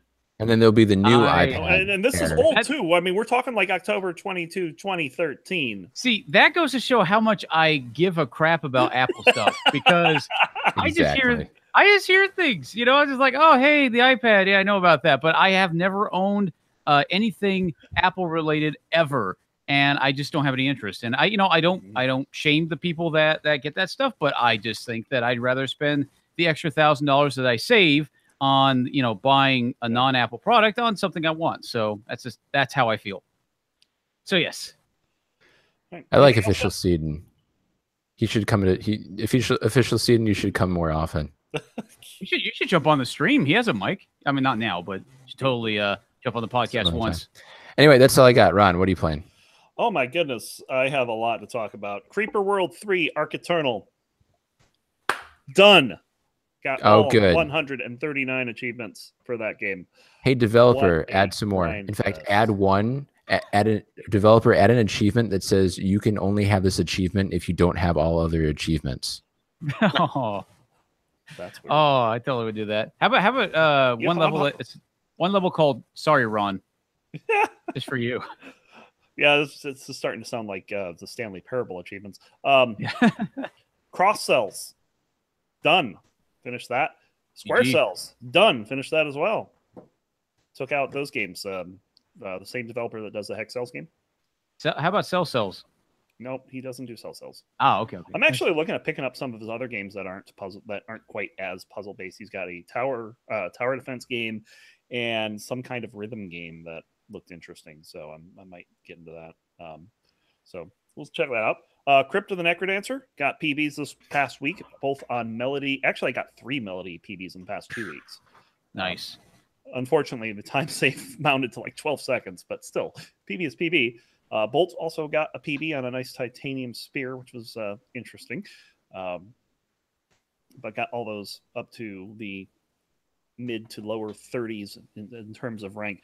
Did I clear code a low percent? No, I am a scrub when it comes to Crypt and Necrodancer. How about you, Squega? I'm a scrub too. I've only played. Let me look this up. I've only played 1,745 hours of the game, and I'm still trying it. So, get on my level. I'm over 2,000. Yeah, it's well. I mean, that's why But is there a field of view slider in the options? We'll get to that. Jesus Christ. I've actually been trying to play a little more Nuclear Throne, but apparently I have the version of this game where Little Hunter always wins, which means I can't get out of Zone 5. I won't share my copy. Sorry, Ron. It's all mine. The Tic Tac Foe. I've seen you beat Little Hunter. Can you share your copy, please? Can I have your copy? I need a copy of that. That's when he reaches into a pocket and he just pulls out a middle finger. Here you go. Ooh, that's it. Yeah. Played a bit more Chromaya. I'm on the second loop of that game, and actually decided to finally get the achievement to fly into the sun. And it's hilarious. You fly into the sun, you die. It says game. You get the game over, and you get the achievement, and the game promptly quits. Fantastic. I love that. Nice. But I'm also starting to find out a little more about how the enemies spawn in that game, which might help me actually start doing better at that game. So I might actually play a little more. Other 6 Degree of Freedom stuff. Been doing some Descent games. Quick, speaking of flying into the sun, Guns of Icarus is free right now. That game is on Steam. Nice. That game is interesting. It's like the Guns Alliance or something. It's like the PvE version. No, Guns of Icarus is a steampunk version of hot air balloon gunship fights. It's fucking weird. Yeah. But there's Guns of Icarus Online and there's Guns of Icarus Alliance, and Alliance is free right now. Just saying. Okay. So been doing Chromaya, playing a bit of Descent, not a whole lot of that. We did have the Observatory Finals today. And I don't know how the fuck Jedi Luke does this, but he pulled off a final score of 29-13 in the finals. Just completely obliterated his opponent. And his opponent beat him last week. He turned that around to more than double the guy's score. I just don't even know how he pulls that off. People are nuts. But I will say this. He is not immune because over in the game Overload, which is currently undergoing the multiplayer beta test, I am currently undefeated in head-to-head ranked play, which includes a victory over said Jedi Luke by the score of 9-8. Nice. That screenshot is not going anywhere. So yeah, I was kind of happy about that. Overload does release on Thursday. I'll be doing a stream on Thursday for it. It's going to be pretty cool. And then finally, my wife surprised me last Friday, not this past one, but the one before. We went out to dinner in a place called Campbell, which is just outside of San Jose. And afterwards, she leads me to this place called Level Up, which is how to put this? It's kind of like you mix a bar and an arcade and a place where people can play board games. I mean, and we're talking like the high IQ board games. It's called the Barcade. It's I guess. I've not heard of one. No, it's called the Barcade. Okay, fair. I didn't even know this place was here. It's brand new. But the first thing I see, even before I walk into the place, is that they have 2 machines for San Francisco Rush 2049. This is the game that I was *1 in the world at for 2 months back in the year 2000. And I saw those, and I'm like, motherfucker, get me some quarters. we in there. And I went in there and I took out the top times and the top lap times for all 7 tracks on only $9. Did you tear off your Nice. shirt and you're like, "This is my house," and just like punt? It's kind of shirt funny. on the ground. Someone came up and challenged me to a couple of the tracks, and I beat them all 3 tracks. But the second race was really close because I crashed near the end, but I got a good respawn and ended up getting slingshotting past him right at the finish line. Beat him Oh, by nice. less than a sec. But I think the final time was something like what was it? It was like 0.012 seconds was Wow. the difference in time. So that's kind of fun. So Exolam knows what's up. that's me when I find a Hydro Thunder. Thunder. Guess what game was right next to that machine, sir? Hydro Thunder was right next door. We also played, me and my wife played a round of Tron, which I aced the first 4 levels, and then the second 4 levels just kicked my ass. I mean, it wasn't even funny. I was terrible. But did you play Gauntlet? Gauntlet was not there. I was that would have been a nice addition, but they did have what's a Vector? What was the last game I played? I can't remember it. Vector? It's Vector graphics. It's got a spinner and a fire button as a control. It's the one from Ready Player One, right? Yeah. And maybe. Shit, what's that called? Exactly. Why can't I think of the name of this game? It's like a classic Atari game. Hold I on. want to say begins with V, but I don't know. No. Hold on. It's not. Like I know RC Pro-Am was NES, but it kind of reminded me of that for some reason. Oh, no. This is a Vector arcade. Tempest. Yeah, Tempest. No, I don't know why I was thinking that for some reason. Because Yeah, I don't know why I was thinking V either. Maybe because the ship looks like a little V sometimes. Yep. I don't know. But yeah, played that. Got completely wrecked in like the 4th or 5th level, but that was a fun game. So yeah, it was pretty cool. And the last thing I want to point out, of course, I already mentioned doing a 24-hour stream next Saturday. It'll be at 11 a.m. The following Sunday on June 10th, I've received an opportunity to stream. I don't really know what this is about yet entirely, but Next Up Heroes release weekend is the weekend of the 8th, and on Sunday the 10th, it's going to be pretty late. It's going to be like 10 p.m. But apparently, I'm going to be able to stream directly to their Steam page playing the game. So Nice. Wow. that's going to be pretty interesting. I'm not quite sure exactly how this is going to work yet. It's apparently a brand new Steam feature coming, but I don't know. I'm looking forward to it. It sounds pretty exciting. That sounds very exciting. Yeah, I like that. And so that's going to do it for news. News is already done, and that's going to do it Now for the playlist. Rather, this is an extra long. this is an extra long show because we haven't been here for 2 all weeks. kinds of stuff today, and this third half of the show that we're about to get into, it's Shosan's favorite half of the show. It just tears him up inside whenever he misses us, especially this week, because I'm sure he has a shit ton to say on this topic. And this is a 6 gaming roundtable where we come up with a question, and this one kind of softballed its way into our lap. And so we did talk about Mr. John Bain a little earlier and his passing a couple days ago.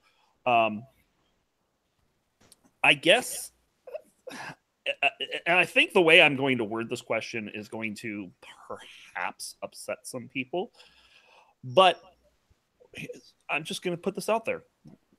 How soon is too soon to talk about the awful parts of how a person was? So, I don't think it's the too soon part. It's how you construct it. Mhm. You know, and I'm like- going to put some context behind this, because there are John Bain has been a very controversial figure in video games, largely because of the way he reacts to people online, or reacted to people online. There's been tweets that have been brought up and thrown back, even the day of, about how he was telling people, "I hope you get cancer and die." And this was stuff that he said on Twitter. There's tweets that are still out there.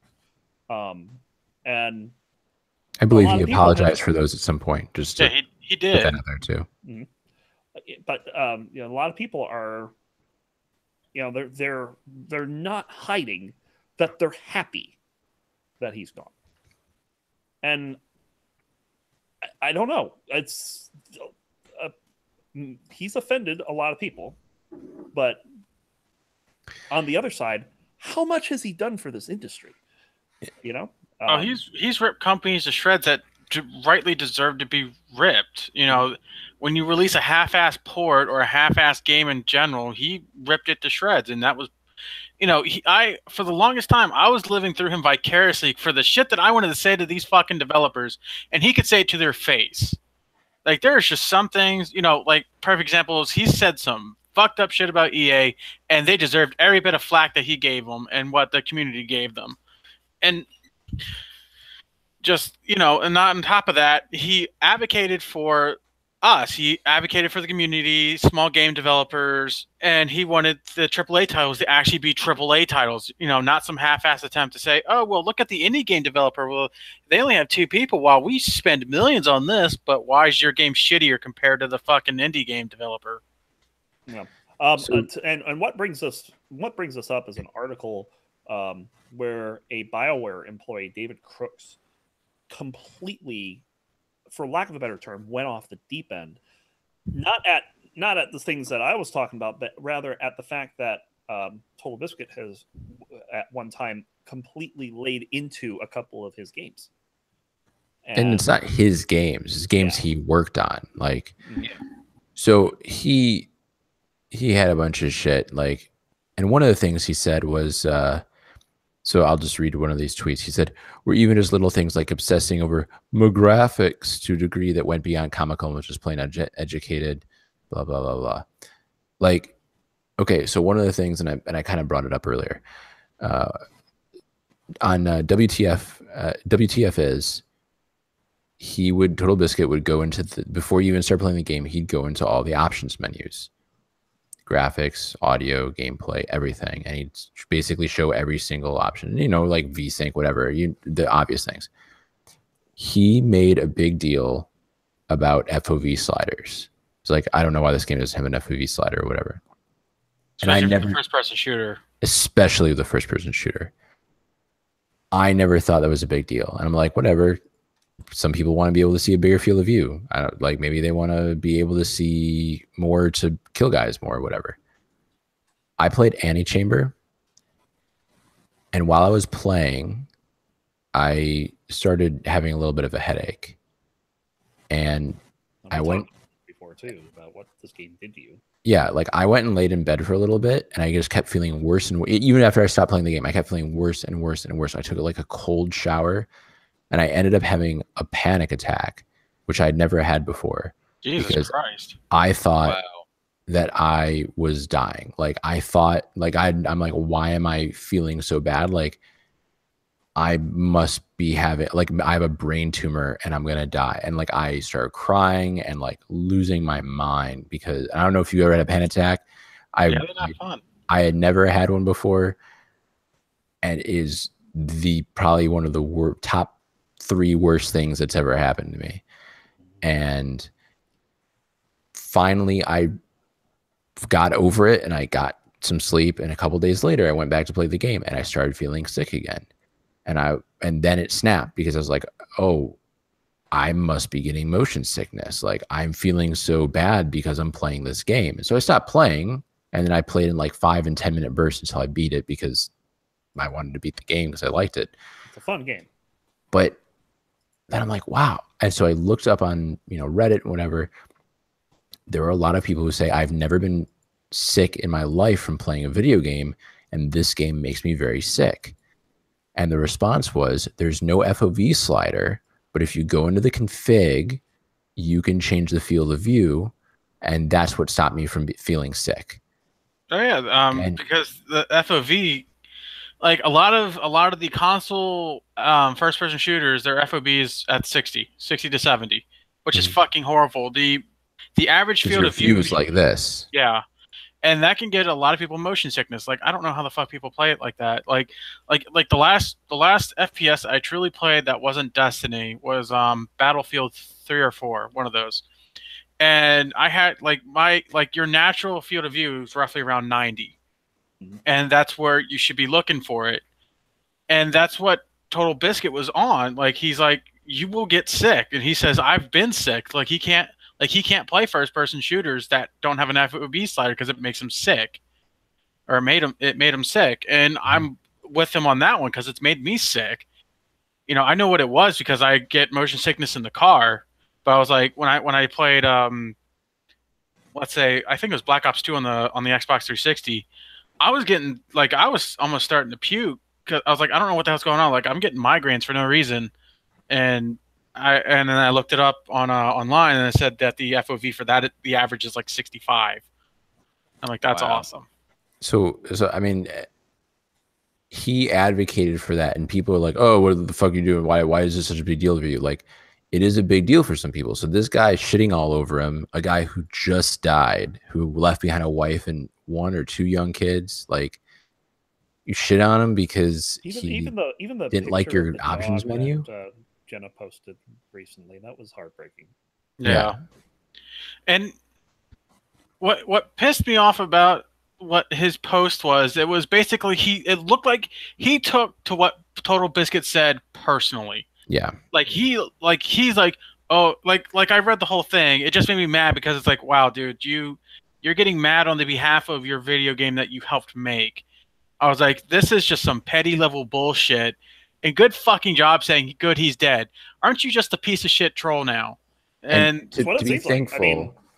the man, everyone in the community is like, dude, not cool. Like, no people were like, oh yeah, he has the right to say this. Everyone's basically like, and he does. He has the right to say it. But everyone's basically like, this is not cool. The man, you can obviously tell, has a very inflated yet fragile ego. That's his thing. And that does actually touch up on, as you put it, Ron, the question, when is a time to start talking about the bad things? I wouldn't necessarily say bad things, but first off, you have to acknowledge that everybody has good and bad parts of them. Everybody does. And we don't always know that because obviously we may not even notice these things. So I guess the best way to approach it is the legacy somebody leaves behind. So I liken it to the kind of just the kind of politicians, just in general, like generic politician who just says the right things, that they do the most corrupt shit behind closed doors. And that's when I look at the legacy of a person when they pass. And that's how you can actually determine, that you can determine the appropriateness about talking about these things. And so when you look at Total Biscuit, the man outright, he was offered massive amounts of money for positive reviews, and he rejected it. He said, fuck you, pretty much. He just said no. And he kept his integrity intact. He kept a high level of integrity. He was very proud of his work, and he did not compromise his passion, his quality to his craft. And that, I think, is important because, yes, he said shitty things, but we've all said shitty things. I can. The second we started talking about, you brought that, Ron, things that Total Biscuit has said. You are thinking along the lines that I am. Yeah, I was thinking. My first thought is, oh God, I remember all the stupid shit I said in the past. And one thing to keep in mind is that when somebody is, I guess, when you look at what's unique about the internet is that when you make a mistake, it's still documented. It's still there. And people tend to go back to your history, even if it's 10 plus years ago, and they'll say, hey, you said this thing, you did this thing, and think that's 100% them now. And never take it into account context and never take into account anything. So yes, he did say some shitty things, but you know what? Yeah, as you mentioned, he's apologized. You can go back and see that. I think it's and the other thing it's going to bring up is we all say shitty things. Yeah, exactly. And some others on a more consistent basis, but yeah. Yeah, I've learned, especially growing up, just, I've learned not to say shitty things, and it's still an ongoing process because we're human, and I think that's very important when considering this. I think, in general, when I look at that, when I read the tweets from that developer, and all the shit he talks about, I just laugh at him. I pity him and I laugh at him because all I could think of, here's a man with such a bruised and shattered ego that the only thing he can do is be petty over this death. And 10 years from now, he's going to realize I'm a dumbass, very likely. Or he just continue to be an asshole. Very much like Sean Bain. He's this maybe he's apologized for these things, and yeah, people do shitty things throughout their lifetime. Does that define the whole person? No, absolutely not. And what I said before the podcast started, with it, I had someone who used to be on the podcast try to start shit with me. That because I put a little memento of my own on Facebook saying, that he's going to be sorely missed, and he is, because of what he did and all the contribution that he's done to the gaming community. And in the first it wasn't even like 5 minutes before I even posted this fucking thing, he just posted, "Oh, but remember the time that he said, I hope someone gets cancer and dies." I was like, okay.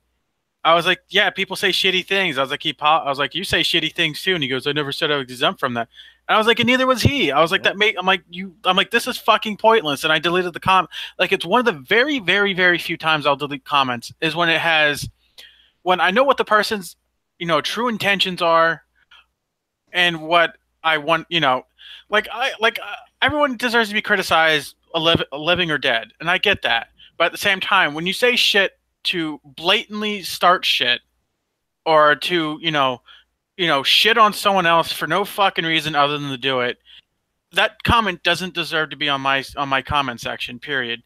And, I get a good trolling. Like, don't get me wrong. I love trolling. Trolling's fucking hilarious.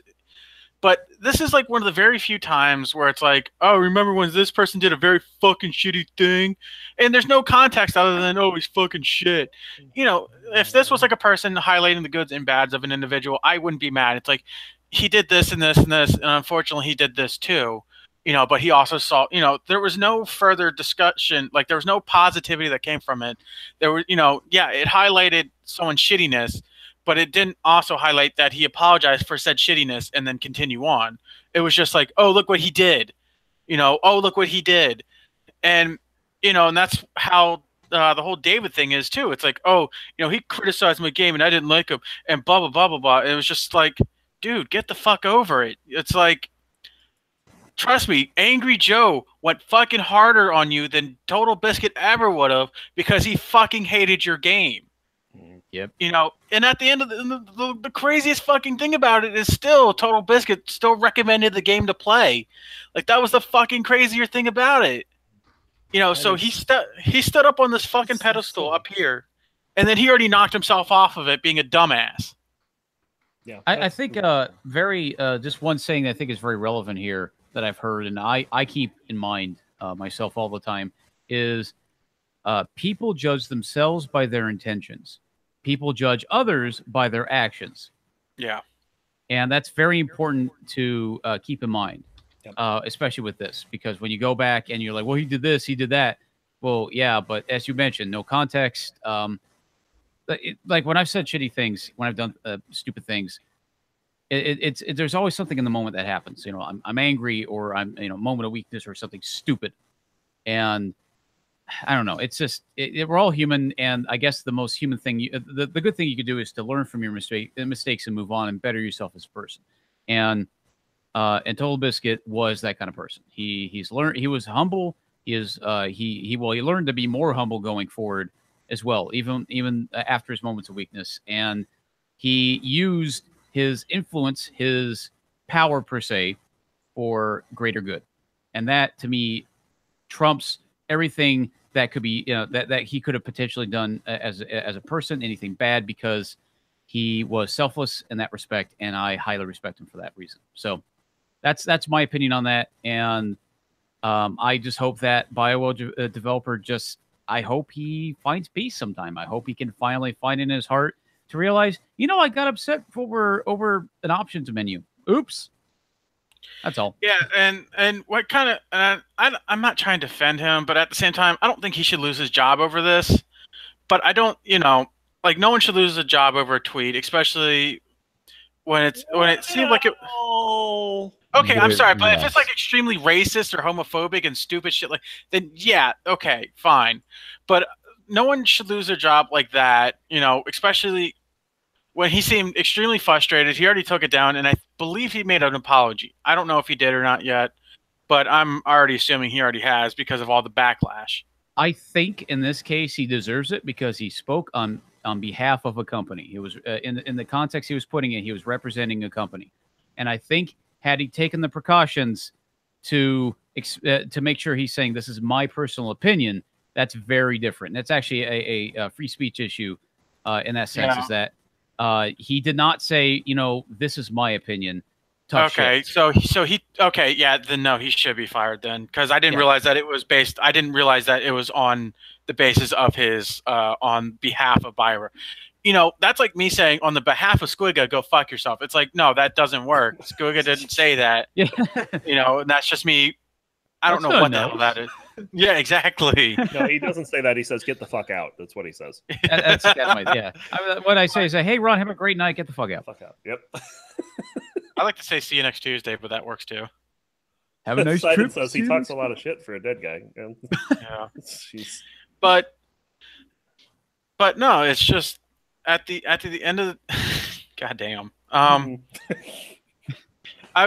I mean, he did talk a lot of shit. Like that was Total Biscuit. He liked the troll people, and there was nothing wrong with that. Like, who doesn't love the troll? Like, and that's the thing. Like, there's some shit that he knew that went too far, and he apologized for it. But there was other times where it's like, no, that person oh my deserved. God, some of his apologies were hilarious too. They were basically this was the British version of Veg.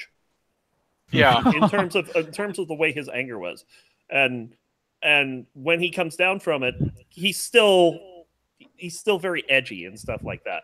Like he So said, replace like the word fuck one of with the- wanker. one of the times that this happened, where he realized he had blocked someone, and he's like, "I block thousands of people a day." He said, "Yeah, but you said this to me," and he said, "Wow, I said that. What a effing C word I was." And yeah, that was his way of apologizing. So, quality apology, yes. and even then, it was just like, oh shit, I was gonna say something, but it was just on the lines of basically,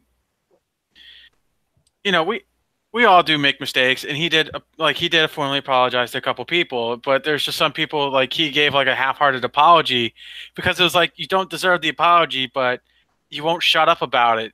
So here we go. Yeah. So Yep. yeah, like I said, he was a polarizing figure for many reasons.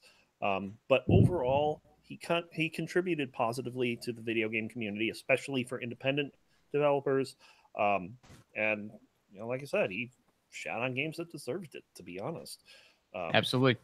So I don't really think, you know, to go back to the question, I don't really think that there is a good time to just bring up all this negative stuff just because you're hurt over what he said in the past. It's not a time. Like you can bring up the bad stuff, but you got to put it into the context and actually yeah, exactly. You gotta like I said, he said some fucked up shit, but he also apologized. There was also the time where he went overboard, and this is very infamous for Jesse Cox when he was asked the question, "Are traps gay?" Which the answer is yes, but that's besides the point. Moving on.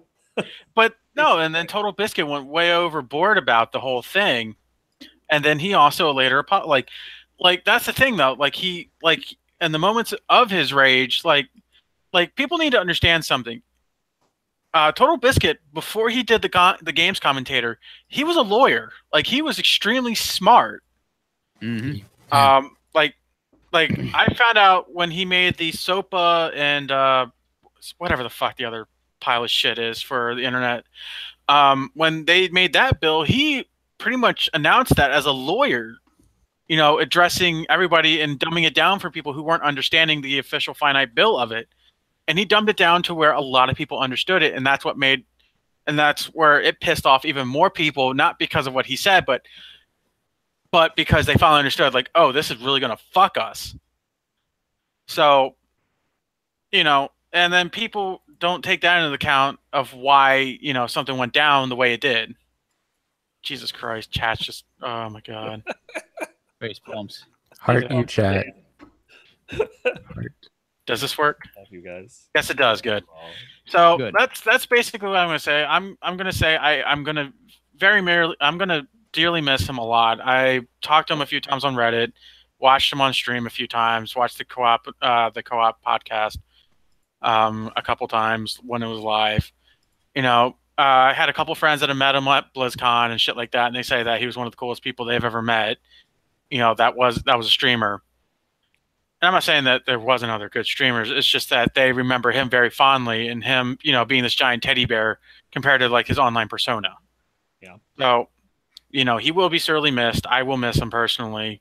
I will be buying one of his shirts very soon. I don't know how long that store is going to be up for. So, to my knowledge, they are going to continue the co-optional podcast. I think. Yeah, that's what you said in a statement a couple weeks ago, actually. Yeah. Yeah.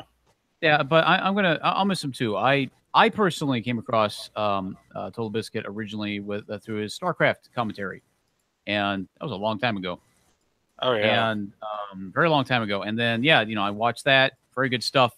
Yeah, kept tabs on. You know, just I knew of him, and I kept track of what he was doing and everything he had been contributing. And then when I finally got onto Twitch in I got onto Twitch 2014. So in 2015. I found his co-optional podcast, and it's actually it was very nice. Like it's kind of like this one, but you know, professional, and it's crazy. And I mean, honestly, it's really cool to watch him. You know, talk with the likes of Coke Carnage and such. And he helped so many people get their following and to be able to propel themselves into a career with gaming. One of my favorites is Northern Lion. A lot of Northern Lion's success was due to the assistance of Total Biscuit and the Co-optional podcast. They brought Northern Lion on, and people got to find out, hey, this guy plays Isaac in a whole bunch of games. He does daily videos. It's crazy, and that helped him. And it's him and so many others. And I will definitely miss him too. He was definitely a very important voice in the community. And I think more importantly, on a more personal level, the man was a year older than me, maybe. So he's a contemporary. I think when Robin Williams passed, that hit me hard. But I first saw wow, you know, he lived a good life. He was starting to suffer from some age-related diseases that were coming out in his twilight years, his golden years. Whereas Total Biscuit was barely a year older than me, and you know that kind of reminds me of my mortality, even at my age. That you're not going to live, you know, like you're not going to live forever. This can happen to you tomorrow. So I might have scheduled a doctor's appointment, go for a checkup as a result, because that was one of his messages as well. Most importantly was that he said, do not be embarrassed about your medical problems. Go to a doctor and get this taken care of. And that was one of the most inspirational things I've ever heard almost anyone say, you know, and that was one of the things I linked when I posted that was when he was discussing his stage 4 cancer. He wasn't depressing about it. He wasn't sad. He goes, fuck you. I'm going to do what I want. I'm going to, I threw up that food. Fuck you. I'm going to eat that again. Not the same thing, but I'm going to eat, you know, something else, drink fruit juice instead of water, because it'll give you energy to fight it faster. You know, that's not someone who's defeated. That's someone who's willing to fuck something up. Like, whether it be cancer or a shitty game. Yeah, he said that on the H3 podcast as well, actually. Yeah. I watched that. I went back and found it. And that's what he said. He said, you know what? I'm out of commission after every chemo. Once every 2 weeks I have chemo, and I'm out of commission for 4 days. But you know what? I'm out of commission for 4 days, and I'm back in action for 6, and I'm going to get stuff done. And that's very inspirational. I'm out for 4 days. I have 4 bad days, 10 good days. Yeah, that's accurate. Yeah, it's very inspirational. It is. And just, I mean, what Veg said, and I'll echo that. Like, so my mom had melanoma, and she had this thing on her arm that she messed with. She thought it was like a scar from a mosquito bite that she had scratched open or something like that. And it wasn't even colored funny. And my dad's like, you should get that looked at. You should get that looked at. And she's like, nah, it's not a big deal. And then it started like bleeding on its own and got all cracky and weird looking. And it was like stage 2 or 3 melanoma. And they like took it off. They're like, okay, well, we'll take it off if you want.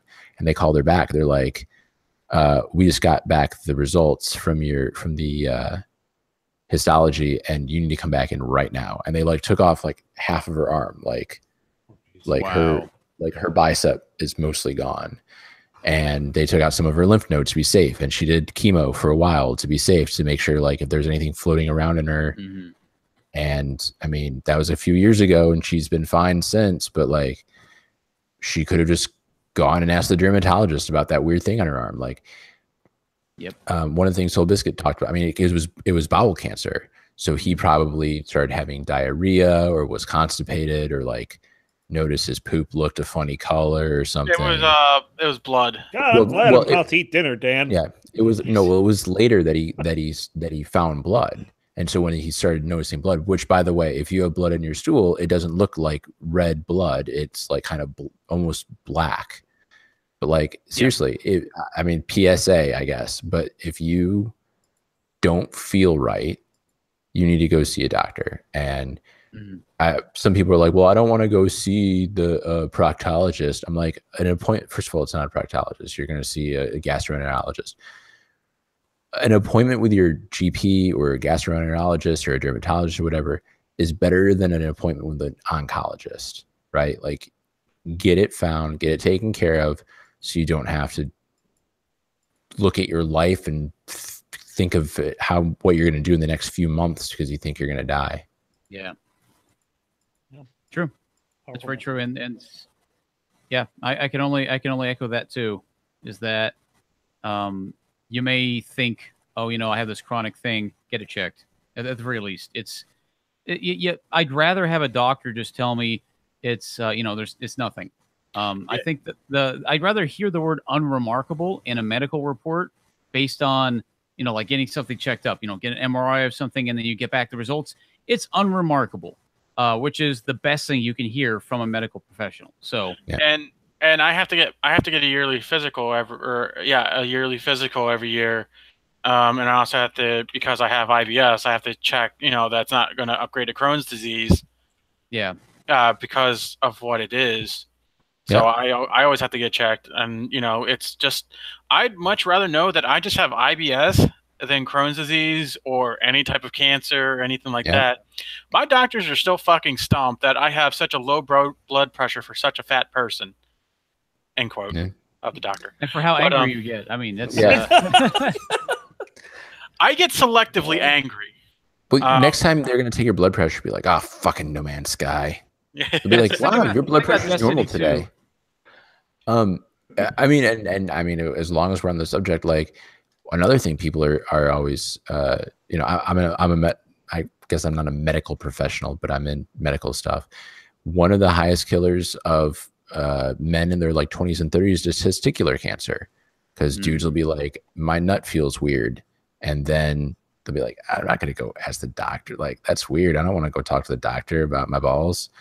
And then they end up with high stage testicular cancer, which is like, it sucks if they have to remove a testicle or whatever, but it's easy. Like, it's one of the most preventable cancers other than melanoma. But it's a high killer because people are embarrassed to talk to their doctor. So like, it's not a big deal. And I know healthcare in the US is fucked up. Like, I'm not going to deny that, but like, it's not that much to go have a doctor look at you if there's something that you're concerned about. So go get checked. In the worst case scenario, you just have to ask your doctor for a dinner date first. Yeah, that's true. On a less serious note, and that I read a thing on Reddit a long time ago who shared a story about his friend who has testicular cancer and had to have one of his testes removed, and so he started calling his friend Obi-Wan Cojones. So there are plus sides. Oh man, call him Solo. There's actually a stream team for men that have had testicular cancer and had one removed. I forget what it's called, but it's very clever. I'll have to find it. Just for your information, it's called an orchidectomy. No, the stream team, not the. No, I'm just saying that having a testicle removed is called an orchidectomy. So where do you get the word? I mean, the word orchid elicits, a different kind of image to me. So right. So orchi, ORCHI, is the prefix having. It's either Greek or Roman, having to do with testes, but I'm not actually sure. Oh yeah, no, there's no D. Orchiectomy. Oh, okay. I thought it was orchid because my first thought was orchid.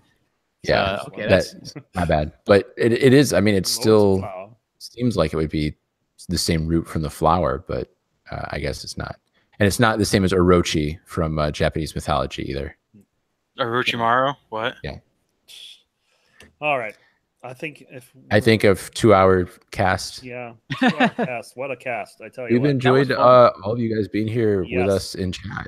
Indeed. Yeah, thank you guys, as always, for showing up and supporting the podcast. Much appreciated. And I think that's going to do it for today. 2 hours is enough, I would say. So thanks for joining. You can check us out over on six.gg, six.gg. You can find out everything about us, see our YouTube podcast archive, and of course, our Discord server where we just had somebody show up not too long ago and get them a spot on the hosting rotation. So it's pretty cool. So thank you guys again. I'm going to let my awesome and illustrious co-hosts say goodbye. But before I do, I want to ask Veg a question. What month is your calendar on right now? May. Okay, good. Because if it was June, that would be too soon. No, June is... Veg doesn't get it. Gray. No, I know what it is. It's gotta be May. That went over your head. No, it didn't. I know. I was just ignoring it. It's Gray Maid for the next month. Yeah, but this month I see Ragnaros. Yes. So it would be too soon if it was next month. Oh, shut the fuck up. Now he gets it. Thank you. Veg, say goodnight. Good night, Veg. Okay, Dan. No, you did it wrong. He's supposed to say goodnight, Veg, and then you say goodnight, Veg. But he said, Veg, say goodnight. So then you only get to say goodnight. I'm surprised Veg didn't say something like make like a tree and get out of here. It's make like a tree and bark. I thought it was make like a tree and get the fuck out. Veg, you've earned this today. Goddamn motherfucker. It's make like a fetus and let's get out of this, mother. Oh my god! I can. Dan, are you done? I think I'm going to hell just by proximity. Yeah. Squagga, save us. Hi. And bye. You're in all bye. seriousness, no. Thank you guys for having me on. I'm Squagga, and you can find me on twitch.tv/SQUEGA. And my primary game that I stream is Crypt of the Necrodancer, and I do lots of maymays with that game. Play the game a lot. Did you just say maymays? Maymays, yes. The maymays. Maymays. And I do also wildcard days, typically at the end of the week. My schedule has been a little bit I used to do Monday, Wednesday, and Fridays, but I schedule now around my my wife's work because she has a shift-based job. So I'd rather be spending time with her on our shared days off. So I shift around. I do announce my schedule ahead of time, which I will be doing either tonight or tomorrow for this coming week. But definitely the next stream is on Monday with more Necrodancer, and then I'll be jumping in probably one more week of Nuclear Throne for my wildcard day. And then after that, that's it. You can also find me on YouTube with doing a lot of Necrodancer speedrun videos. So if you want to watch me do I wouldn't say highly edited, but me cherry picking the good runs, go there too. It's you can find me. So thank you guys. I do appreciate it. Level 0 this month too. I will be. I gotta catch up. I gotta catch up on. So there are a few things I do want to do. I want to catch up on. I got to play a bunch of things for GDQ at the end of June. So I need to play Sub Level 0. I need to get a speedrun time in Monolith. I want to try to play through Shovel Knight, all 3 games, and as well. So I'm gonna be tackling those. So stay tuned. All right. So twitch.tv/Squagga. We have twitch.tv/Vegetto1334. He's not quite lead, guys. He's 3. He comes up 3 short. Yeah, I do. And then twitch.tv/Pentherian, he needs your views. I need your views. Give him your views. Give me your Give me views. your views. Give me your eyes. And then you can see me over at twitch.tv/Ronkly as always. So thank you guys for joining once again. We'll see you guys hopefully next week. Until then, Veg, for the love of God, take it away. Rest in peace, Total Biscuit. You guys are awesome. Have a good night. Follow me on Twitch.